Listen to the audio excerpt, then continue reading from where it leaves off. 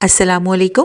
آپ سن رہے ہیں زی وائس، جہاں آواز خاموش رہتی ہے مگر سبق گونجتا رہتا ہے. آج ایک اور کہانی کو لے کر میں آپ کے سامنے حاضر ہوں.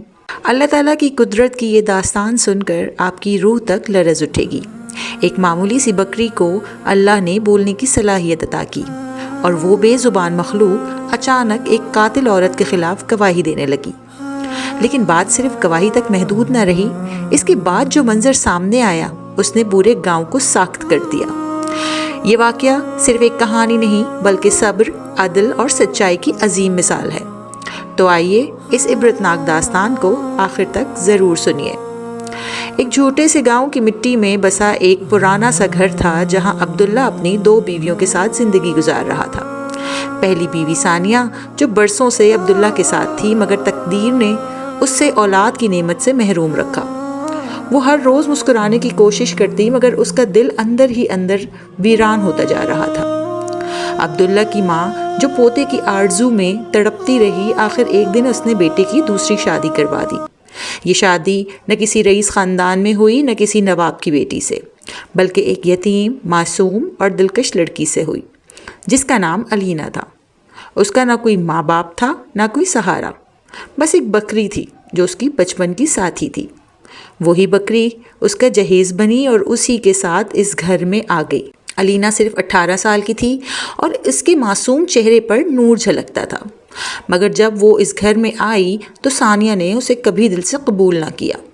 وہ ہر لمحہ اسے تانوں سے زخمی کرتی، کاموں میں ذلیل کرتی اور تلخ الفاظ سے اس کا دل دکھاتی. مگر علینا سب کچھ خاموشی سے برداشت کرتی. جب اس کا دل ٹوٹتا تو وہ اپنی بکری نوری کو گلے لگا کر آنسو پوچھ لیتی. چند ماہ بعد اللہ نے علینا کو امید کی خوشخبری عطا کی. عبداللہ کی خوشی کی انتہا نہ رہی. گاؤں میں مٹھائیاں بانٹی گئیں، اس نے شکرانے کے نفل ادا کیے. مگر ثانیہ کے دل میں حسد کی آگ بھڑک اٹھی. جب 9 ماہ پورے ہوئے تو اللہ نے ایک پیاری سی بیٹی عطا کی جس کا نام عنایہ رکھا گیا. گھر خوشیوں سے بھر گیا لیکن ثانیہ کے دل میں نفرت بڑھتی گئی. ایک رات جب عبداللہ شہر گیا ہوا تھا، ثانیہ نے ایک ہولناک قدم اٹھایا.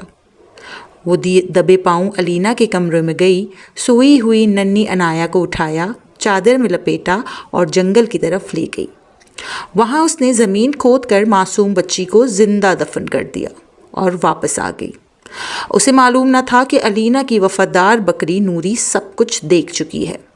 صبح جب علینا کی آنکھ کھلی تو عنایہ بستر پر نہ تھی. اس کی چیخوں سے گھر گونج اٹھا.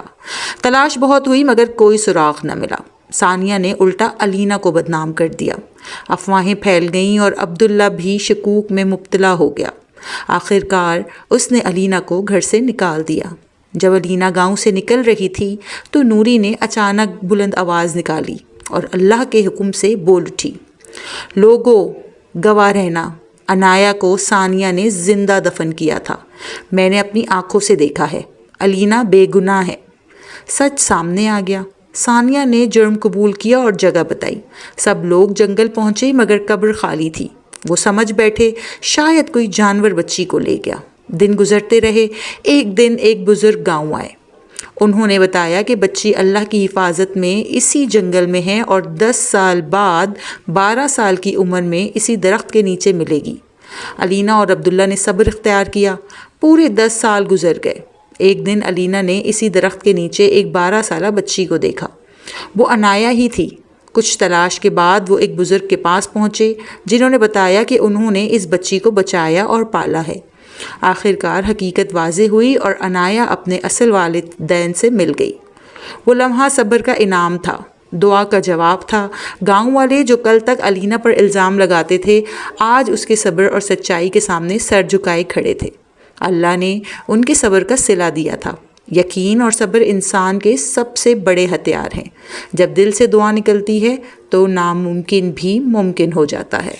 یہ تھی آج کی کہانی. اگر دل تک پہنچی ہو تو کامنٹ میں اللہ اکبر ضرور لکھیے گا اور زی وائس کو سبسکرائب کریں تاکہ ہر کہانی آپ تک پہنچتی رہے.